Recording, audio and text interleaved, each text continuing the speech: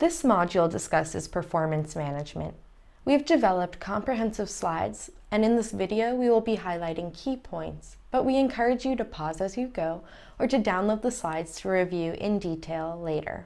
Impact and performance management is important to your social enterprise to understand the need to measure the impact and the performance of the social enterprise, to become informed with regard to the available methodologies and approaches, and to foster a measurement culture among social entrepreneurs. You will definitely need some goals for these measurements. What are the challenges of the measurement? Understanding exactly what change you need to make. Long-term commitment. Change doesn't happen overnight. The need to build a measurement culture and a habit within the organization. Using the appropriate tools and processes to measure the social impact and performance metrics. Limited resources, both human and financial. Attribution. What would have happened anyway? How much did others contribute to the same result? And tracking progress, deciding on key indicators, collecting data systematically, and gathering evidence. What is the social impact? The ultimate change the social enterprises aim for, often intangible, in the short run or the medium run. Why do we have to monitor our business performance? Sustainable business models are needed to achieve social impact. You need to have the necessary financial and human resources available to lead to social change, and business performance needs to be monitored against established targets. When developing a measurement practice, keep in mind your objectives, your audience, the capacity for data collection and interpretation, the time frame, the validation, the stakeholders that need to be involved, and benchmarking. What kind of goals do we have to set? Establish annual goals broken down from the long-term projections in your business plan, and monitor results on a timely basis, depending on the indicator, daily, weekly, monthly, or quarterly. You should have goals on social impact, environmental impact, and business performance. So we have to keep in mind the following: goals, indicators, baseline, targets, and updates. So let's say you have the goal of increasing sales revenue. This could be measured by the indicator of sales revenue per month, sales revenue per product, sales revenue per customer, sales revenue per distribution channel, and the number of customers. The specific target would be to increase sales revenue from the chairs by 25% by end of the year. So then the specific target could be to increase sales revenue of one product, like chairs, by 25% by the end of the month. Why is a tool or system needed? To identify risks early and mitigate them, to keep objectives realistic, to contribute to good strategic decision-making, to highlight gaps and support needs, and to allow the sharing of results and promotion of the social enterprise. Nest has developed these online trainings and would like to share best practices. Nest invests in social enterprises that provide decent jobs and incomes to marginalized persons, do not harm the environment, and reach break-even or are on the path to financial sustainability. Nest is driven by impact and performance, and so they had a need to develop a tool across the portfolio to measure impact and performance. What does that process look like at Nest? Nest created the performance management tool and shared it with its mentees. This was an online survey connected to its CRM system, Salesforce. The goal was to aggregate the impact results, understand their financial performance and their contribution to the sector, and to compare the results against the plans. In Nest measurements, best practices included measuring quantitative, such as the number of jobs created for marginalized groups. It also included qualitative, such as in that job, the expectation of the beneficiary or the improvement in environmental impact. It also included field building, such as the number of blogs or number of events spoken at. And also financial performance, the annual income, annual profit or loss, breaking even, and total investment raised, as well as meeting of financial projections. What is the goal of the talent tool? to assess the entrepreneurial capacity relative to the stage of the enterprise development, and then to determine their talent profile and capacity needs. To assist entrepreneurs and the intermediaries that support them to design and implement a talent building plan to best respond to the enterprise needs, strengthening their own leadership skills, and building the leadership team to bring in missing skills.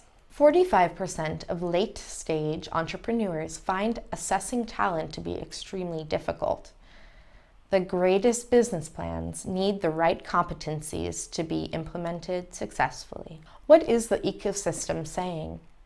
There's a growing appetite for measurement in the sector. It's difficult for entrepreneurs to benchmark themselves. Are they on track? After entrepreneurs are rejected from an accelerator or incubator, we have limited bandwidth to advise SGBs on areas of improvement. This tool provides entrepreneurs with a roadmap that can help them to prepare and apply again. What kind of framework do we need? It should be designed to be a dynamic process that is revisited again. In the self-discovery stage, there is assessing core competencies, establishing a baseline, conversations on talent, needs, and coaching. Then there's the implementation stage, where you're filling the talent gaps. And then you reassess talent on an ongoing basis. What are the most significant issues? Employment and employment relations, that is equal opportunities, human resource management, communication with employees.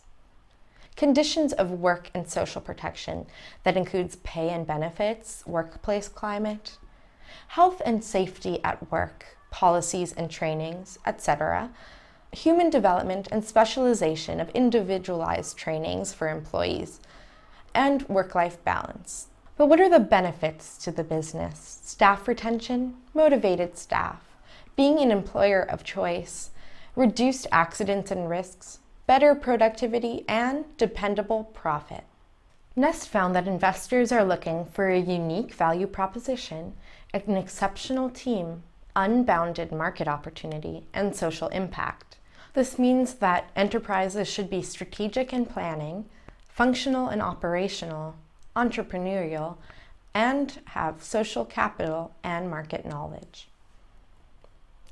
The following slide shows a case study example of a social enterprise in Peru from Nest Portfolio, Sustainable Fishery Trade. If you review this slide, you can see the discoveries that were made through the collaboration of Nest investing in sustainable fishery trade, as well as how Nest was able to support the enterprise with scaling to new geography, support it with hiring and recruitment, refine its financial projections and leverage new funding, as well as provide ongoing business mentoring on all competencies based on priorities. Nest also has a green tool that separates a set of questions for enterprises with services and those with products to measure environmental impact so that they can become more environmentally sustainable.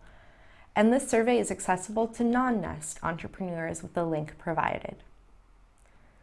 Nest also has a tool on leadership called Good Governance. Good governance is a tool that ensures the success of a social enterprise. It is a way of thinking and living as a business, and it's a way to show accountability in front of shareholders and society in general. The company is bigger than its founders and its management team or staff members. What are the challenges of a social enterprises? They address critical social problems through scalable, self-sustaining, and innovative business models. They must ensure a balance between financial responsibilities, stakeholders' coordination, and social impact. What is the structure of an enterprise in the business world? Who are the main actors from the staff to the CEO? Here you can see a structure on this slide. And who else could be the part of the social enterprise in other ways? General Assembly, stakeholders, members, board, and other specialized committees. What is a good governance structure? It has accountability, transparency and access to information, participation and equal treatment, social impact, sustainability, and strong business strategy. What is good governance? This slide shows several definitions that you can look over. How does a board help strengthen governance? It is a good business practice to have one because well-managed organizations with carefully selected board members generate better financial and social outcomes.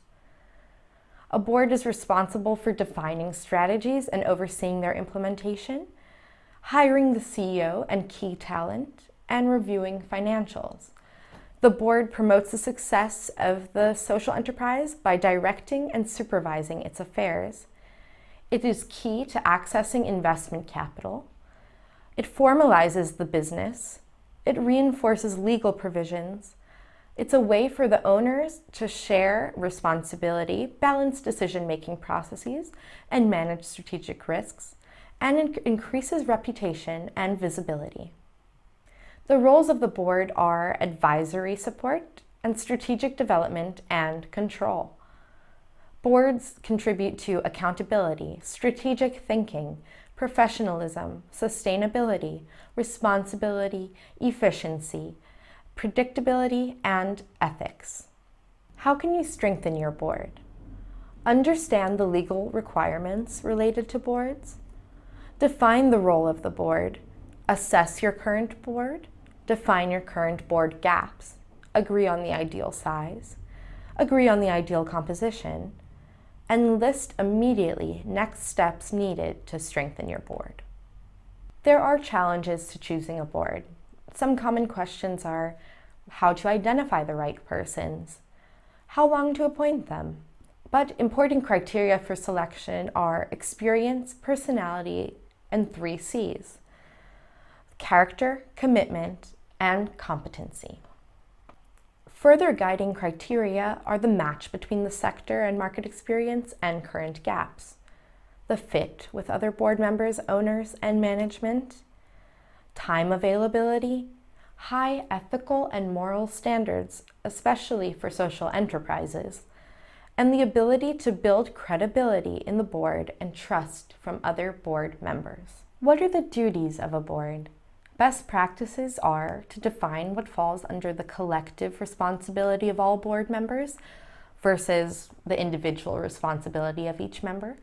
Create committees based on the needs of the social enterprise and the expertise of the board members. Define internal auditing procedures. Define a conflict of interest. Establish annual work plans with milestones. Have a clear agenda and outcomes for each meeting. Documentation of meetings sent ahead of time. Have clear processes for calling a meeting. Have an induction process for new members. And having evaluation criteria and a formal assessment of the board performance. What are the key duties of the board? Best practices include defining the collective responsibility of all board members versus the individual responsibility, creating committees based on the social enterprise needs and the expertise of the board members, defining internal auditing procedures, defining conflicts of interest, establishing annual work plans, having a clear agenda, documenting meetings ahead of time, having clear processes for calling a meeting, having an induction process for new members, and having evaluation criteria and formal assessment of board members and performance. Thank you.